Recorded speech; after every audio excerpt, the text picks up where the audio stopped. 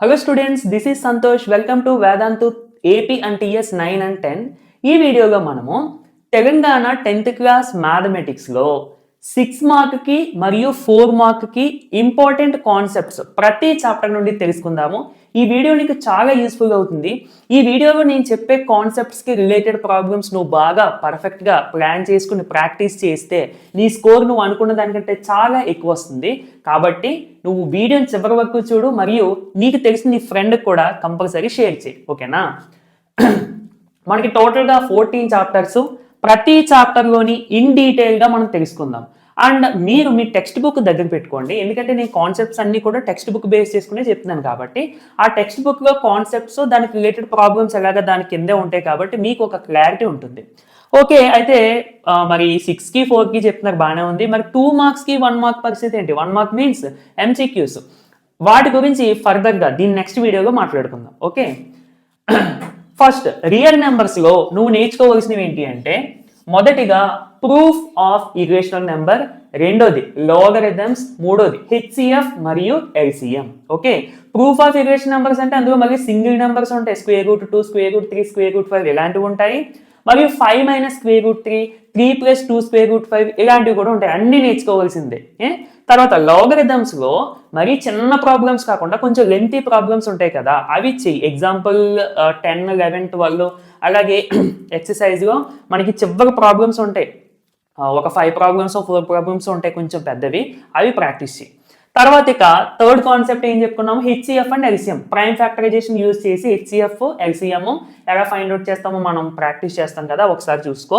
మరియు Euclid division algorithm use చేసి HCF ఎలా ఫైండ్ అవుట్ చేయాలన్నది కూడా నేర్చుకో. ఓకే, నెక్స్ట్ సెట్ చాప్టర్లో నువ్వు సింపుల్గా నేర్చుకోవాల్సింది ఏంటంటే సెట్ బిల్డర్ ఫామ్ నేర్చుకో, రాస్టర్ ఫామ్ నేర్చుకో.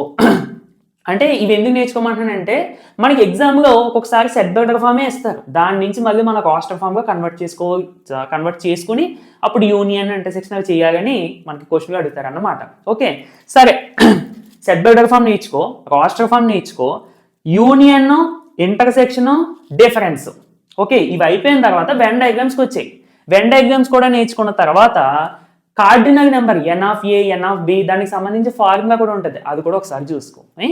నెక్స్ట్ పాలినామియల్స్ మనందరికీ తెలిసిందే.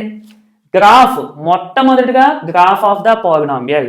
అయితే గ్రాఫ్ ఆఫ్ ద పాలినామియల్ నేర్చుకునే ముందు మనకి ఫ్యాక్టరైజేషన్ ఉపయోగించి క్వాడ్రాటిక్ పాలినామియల్ జీరోస్ కనిపెట్టడం రావాలి, అది నేర్చుకో. తర్వాత క్వాడ్రాటిక్ పాలినామియల్లో ఉన్న జీరోస్కి కోఎఫిషియెంట్స్ కి మధ్య రిలేషన్ అంటే alpha plus beta equal to -b/a, alpha beta equal to c/a, ఇది ఉంటుంది కదా, ఇది నేర్చుకో. తర్వాత థర్డ్ వన్ వచ్చేసరికి క్యూబిక్ పాలినామియల్ కూడా రిలేషన్షిప్ ఉంటుంది. Alpha plus beta plus gamma is equal to -b/a, alpha beta plus beta gamma plus gamma alpha is equal to c/a, ఈ రిలేషన్షిప్ కూడా నేర్చుకో. ఇక దీని తర్వాత నీకు ఆటోమేటిక్గా గ్రాఫ్ ఒక ఐడియా వచ్చేస్తుంది ఏంటి అనేది. గ్రాఫ్ కంపల్సరీ నేర్చుకోవాలి, అందులో డౌటే లేదు. ఓకేనా? అండ్ ఇంకా ఎక్స్ట్రాగా నేర్చుకోగలను అనుకుంటే డివిజన్స్ ఉంటాయి, పాలినామియల్స్తో డివిజన్స్ చేస్తూ ఉంటాం, ఆ డివిజన్ ప్రాసెస్ కూడా ఒకసారి చూసుకో. Okay, next pair of linear equations. ఇందులో మొట్టమొదటిగా నువ్వు నేర్చుకోవాల్సింది ఏంటి అంటే a1/a2 is not equal to b1/b2 అయితే intersecting lines, one solution, coincident కాదు, అంటే మనకి టేబుల్ ఉంటుంది కదండి, కోఇన్సిడెంట్ కాదు, కన్సిస్టెంట్ అని చెప్పి ఒక టేబుల్ ఉంటుంది. a1/a2, b1/b2, c1/c2 అని చెప్పి ఒక టేబుల్ ఉంటుంది. ఆ టేబుల్ నీకు 100% రావాలి, అందుకే డౌటే లేదు, 100% నీకు రావాలి. ఓకే, నెక్స్ట్ ఈ పేర్ ఆఫ్ లీనియర్ ఈక్వేషన్స్ లో ఈక్వేషన్స్ ఇచ్చి ఎలిమినేషన్ మెథడ్ యూజ్ చేసి సాల్వ్ చేయి, లేదంటే సబ్స్టిట్యూషన్ మెథడ్ యూజ్ చేసి సాల్వ్ చేయి అనేది అడుగుతారు. సో ఈ 2 మెథడ్స్ నీకు రావాలి. మరియు థియరిటికల్ క్వశ్చన్స్ ఇచ్చినప్పుడు వాటిని ఈక్వేషన్స్ కి ఎలా కన్వర్ట్ చేయాలో నీకు ఐడియా ఉండాలి. అండ్ లాస్ట్లీ మనకి 1/x అంటే మీకు ఎగ్జాంపుల్ చెప్తాను చూడండి, 1/x + 1/y = 5 ఇలాంటి ఈక్వేషన్స్ ఇచ్చి, ఇవి యాక్చువల్లీ లీనియర్ ఈక్వేషన్స్ కాదు, కానీ వీటిని మనం లీనియర్ ఈక్వేషన్స్ గా మార్చి సాల్వ్ చేస్తాం. మీకు లాస్ట్ ఎక్సర్సైజ్ గా ఉంటాయి, మీరు అబ్జర్వ్ చేస్తే. ఓకే, ఈ రిలేటెడ్ ప్రాబ్లమ్స్ కూడా మీరు చేయాలి. నెక్స్ట్ క్వాడ్రాటిక్ ఈక్వేషన్స్ లో కంప్లీటింగ్ స్క్వేర్ మెథడ్ కంపల్సరీ కావాలి. తర్వాత quadratic formula x is equal to -b plus or minus square root b square minus 4ac by 2a ఉంటుంది కదా, ఆ ఫార్ములా యూజ్ చేసి రూట్స్ ఫైండ్ అవుట్ చేయడం రావాలి. నెక్స్ట్ ఇందులో కూడా థియరిటికల్ ప్రాబ్లమ్స్ ఉంటాయి. ఆ థియరిటికల్ ప్రాబ్లమ్స్ ఇచ్చినప్పుడు వాటిని ఈక్వేషన్స్ గా ఎలా కన్వర్ట్ చేయాలని నీకు తెలియాలి. తర్వాత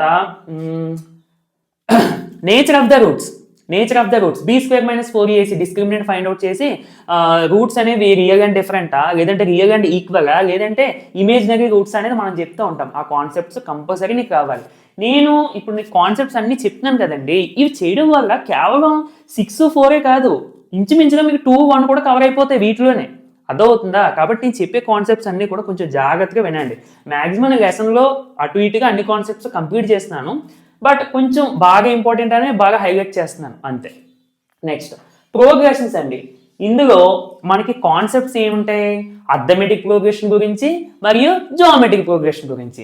చక్కగా అర్థమెటిక్ ప్రోగ్రెషన్ స్టాండర్డ్ ఫామ్ చూసుకో, అదే general form a+d, a+2d, a+3d ఇది చూసుకో.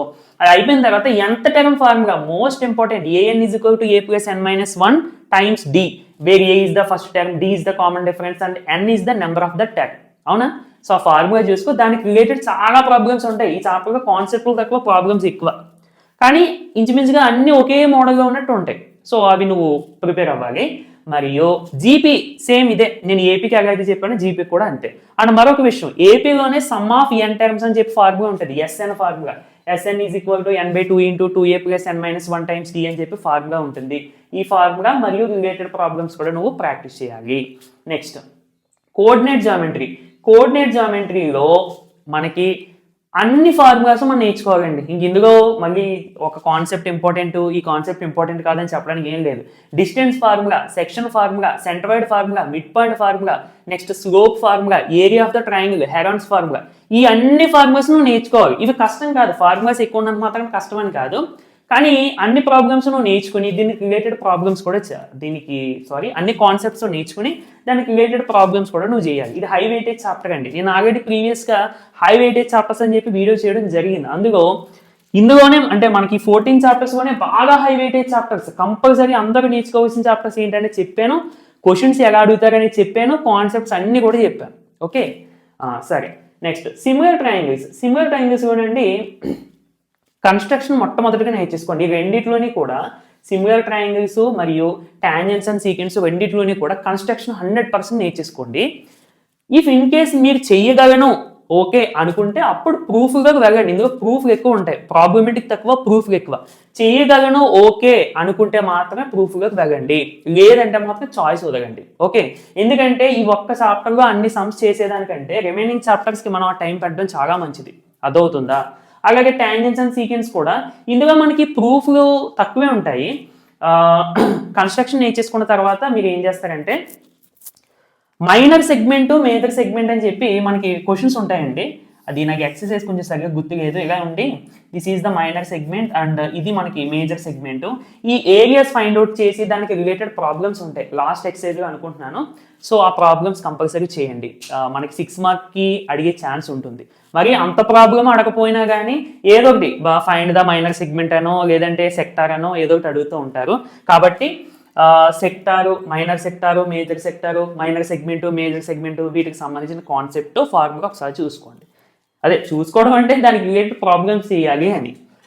సరే నెక్స్ట్ మన అందరికీ చాలా పరిచయం ఉన్న చాప్టర్. ఎందుకు పరిచయం అంటానంటే ఇది ఇంచుమించుగా ఈ చాప్టర్ మనకి 8th క్లాస్ నుండి కనెక్ట్ అవుతూనే ఉంటుంది. మనం చెయ్యంగానే 8th, 9th, 10th అలా వస్తూనే ఉంటుంది ఈ చాప్టర్. సో ఇందులో మనకి కాన్సెప్ట్లు అంటూ ఉండవు, ఫార్ములాస్ ఉంటాయి. అంటే solids, cuboid, right circular, cylinder, right circular, cone, hemisphere, sphere ఇవి ఉండి దీనికి రిలేటెడ్ ప్రాబ్లమ్స్ ఉంటాయి. ఇందులో లెంతీ ప్రాబ్లమ్స్ ఉంటాయి, చిన్న ప్రాబ్లమ్స్ కూడా ఉంటాయి. లెంతీ ప్రాబ్లమ్స్ కూడా మేము చేయగలము అనుకుంటే చెయ్యండి, బట్ ఫార్ములా మాత్రం కంపల్సరీ. ఫార్ములా మాత్రం ఎట్టి పరిస్థితుల్లో 100% ప్రతి ఒక్కరు కూడా చదవాలి. అదవుతుందా? ప్రతి ఒక్కరు చదవండి. ఫస్ట్ ఎక్సర్సైజ్లో ఐ థింక్ మాక్సిమం చిన్నవి ఉంటాయి ఫస్ట్ ఎక్సర్సైజ్లో. ఆ తర్వాత ఎక్సర్సైజ్లో కొంచెం లెంతీగా ఉంటాయి, కష్టమని కాదు, లెంతీగా ఉంటాయి. మీకు చేయగలరు మాక్సిమం, పెద్ద కష్టం ఏం కాదు, చేయొచ్చు. ఇంకా అన్నీ చేయాలని అనుకుంటే చేయండి, లేదంటే ఫార్ములాస్ చదువుకుని మీకు ఇంపార్టెంట్ క్వశ్చన్స్ అని స్కూల్లోని అక్కడ మీకు కొంచెం ఐడియా ఉంటుంది కదా, ఆ ప్రాబ్లమ్ చేసుకోండి సరిపోద్ది. అంటే ఈ వీడియోలో ప్రాబ్లమ్స్ కాదండి, మనకి కాన్సెప్ట్లు మాత్రమే. యాక్చువల్లీ వీడియో మీకు తమిళగా చూసి ఉంటారు, టాపిక్స్. ఓకే, నెక్స్ట్ ట్రిగ్నోమెట్రీలో మనకి కాన్సెప్ట్స్ ఏముంటాయి? మొదట రైట్ యాంగిల్ ట్రయాంగిల్ ఉండి sine A cos A sine B cos B values అడుగుతారు. అది మీకు ఒక 2 ప్రాబ్లమ్స్ చేస్తే మీకు ఐడియా వచ్చేస్తుంది. అవన్నీ చేయండి. నెక్స్ట్ యాంగిల్స్కి సంబంధించిన table sine 30 cos 45 tan 90 table ఉంటుంది కదా, 100% చదవాల్సిందే దీనికి. లాగే అందుకు డౌటే లేదు. దానికి రిలేటెడ్ ప్రాబ్లమ్స్ దాని నెక్స్ట్ ఎక్సైజ్ ఉంటాయి, అవి కూడా ఒకసారి చూడండి. అలాగే ఇక నెక్స్ట్ వచ్చేసరికి complementary angles concept. Sine of 90 minus theta is equal to cos theta, cos of 90 minus theta is equal to sine theta. ఆ ఫార్ములాస్ దానికి రిలేటెడ్ ప్రాబ్లమ్స్ చిన్నవి ఉంటాయి, అవి మీకు ఐడియా ఉంటాయి, బాగానే ఈజీగానే వచ్చేస్తాయి, అవి కూడా చేయండి. నెక్స్ట్ ఇక 4th టాపిక్ ఏంటంటే trigonometric identities. Sine square theta plus cos square theta equal to 1, secant square theta minus tan square theta equal to 1, cosecant square theta minus cot square theta equal to 1. ఈ trigonometric identities మీకు formulas చదువుకుని దానికి related proof ఎక్కువ ఉంటాయి. Last ఎక్సైజ్లో proof ఎక్కువ, ఆ proof మరి చేయాలండి. ఎందుకంటే ఈ తెలంగాణలో ఒక మైనస్ డ్రాబ్యాక్ ఏంటంటే బ్లూ ప్రింట్ లేకపోవడం వల్ల, అంటే అఫీషియల్గా మనకి ప్రెజెంట్ ఈ ఇయర్ 2026కి సంబంధించి బ్లూ ప్రింట్ లేకపోవడం వల్ల అది ఒక పెద్ద డ్రాబ్యాక్. ఏపీ 10th క్లాస్ అలా కాదు, వాళ్ళకి ప్రతి చాప్టర్ నుండి ఇప్పుడు పలానా ట్రిగ్నోమెట్రీగా ఉంది, ఇందులో నుండి ఎన్ని మార్క్ క్వశ్చన్స్ వస్తాయి క్లారిటీగా ఉన్నది. 4 మార్కుల క్వశ్చన్ వస్తుందా, 2 మార్కుల క్వశ్చన్ వస్తుందా, 1 మార్క్ క్వశ్చన్ వస్తుందా అనేది. అండ్ మరియు మనకి తెలంగాణలో 6 మార్క్ క్వశ్చన్స్ హైయెస్ట్, ఏపీలో అయితే 8. అదవుతుందా? సో అలా మనకి కొన్ని చేంజెస్ ఉన్నాయి. ఓకే, ఏదైనా కానీ మనం చేసేది ఏం లేదు, మనకు ఉన్న వాటిలో ది బెస్ట్ ఇవ్వడమే మనం చేసేది, అంతే కదా. Okay, next applications of trigonometry. ఇందులో కాన్సెప్ట్లు చాలా తక్కువ అండి, మీ అందరికీ తెలిసిందే. Angle of depression, angle of elevation, horizontal line, line of sight, ఇక ఒక 4 డెఫినేషన్లు ఎన్నో ఉంటాయి. ఇవి చదువుకొని దీనికి రిలేటెడ్ ప్రాబ్లమ్స్ చేసుకోవడమే. అందులో నేను చెప్పడానికి ఏమీ లేదు, మీకు చేయకుండా ఉండడానికి ఏమీ లేదు. Okay, next probability, most important. Playing cards మొదటగా చేసేయండి. డైస్, ఒక డై వేసినప్పుడు 2 డైస్ వేసినప్పుడు మనకు ఒక టేబుల్ ఉంటుంది, ఆ టేబుల్ కూడా మీకు ఐడియా ఉండాలి, ఈజీ అది. నెక్స్ట్ కాయిన్స్, స్పిన్నింగ్ వీల్, ఇంకా ఉండే ప్రాబ్లమ్స్ అన్ని కూడా మీకు ఈజీగానే ఉంటాయి. ఇందులో రాత ఎక్కువ ఉంటుంది తప్ప సమ్ చేసేది ఏమి ఉండదు. అన్నిసార్లు probability of an event is equal to number of favourable outcomes by number of probable outcomes. ఇంకా ఫార్మర్ రాయడమే చాప్టర్ అంతా. సరే, నెక్స్ట్ స్టాటిస్టిక్స్ ఇవ్వనండి. తెలిసిందే, మీకు అందరికీ తెలుసు, నేను చెప్పక్కర్లేదు, అయినా కానీ చెప్తాను. ఏంటి? Median, mode. మీన్లో మళ్ళీ 3 మెథడ్స్ రావాలి, మోడ్ మీడియన్ కూడా మీకు రావాలి కంపల్సరీ చేయడం. మరియు దాంతో పాటుగా మీడియన్కి మోడ్కి ఫార్ములా రాసి ఆ టర్మ్స్ ఎక్స్ప్లెయిన్ చేయమని అడుగుతారు. అది 4 మార్కులకి అడిగే ఛాన్స్ ఉంది ఎక్కువగా, సో అవి కూడా చేసుకోండి. ఓకే, నేను ఓవరాల్గా 14 చాప్టర్స్లోని కూడా ఇంచుమించుగా ఒక కాన్సెప్ట్ 100% అనుకుంటే ఒక చాప్టర్లో ఇంచుమించుగా నేను 80 to 90% కాన్సెప్ట్స్ అన్నీ కూడా కంప్లీట్ చేశాను. అయితేనండి నేను చెప్పే దాంట్లో మీకు అన్ని కాన్సెప్ట్స్ నేను చెప్పినవి అన్నీ కానీ చేస్తే కంపల్సరీ మీకు మంచి స్కోర్ ఎక్స్పెక్ట్ చేయొచ్చు, 70+ ఎక్స్పెక్ట్ చేయొచ్చు. అంటే యాక్చువల్గా మరి 1 మార్క్ 2 మార్క్స్ కూడా ఇంకా ఉన్నాయి కదా. సో 6కి 4కి సంబంధించి నేను కాన్సెప్ట్ చెప్పేసాను క్లియర్గా. ఇక 2కి 1కి అయితే మాత్రం నేను చెప్పిన కాన్సెప్ట్స్లో మాక్సిమం మీరు ఒక 75% చేసేస్తారు.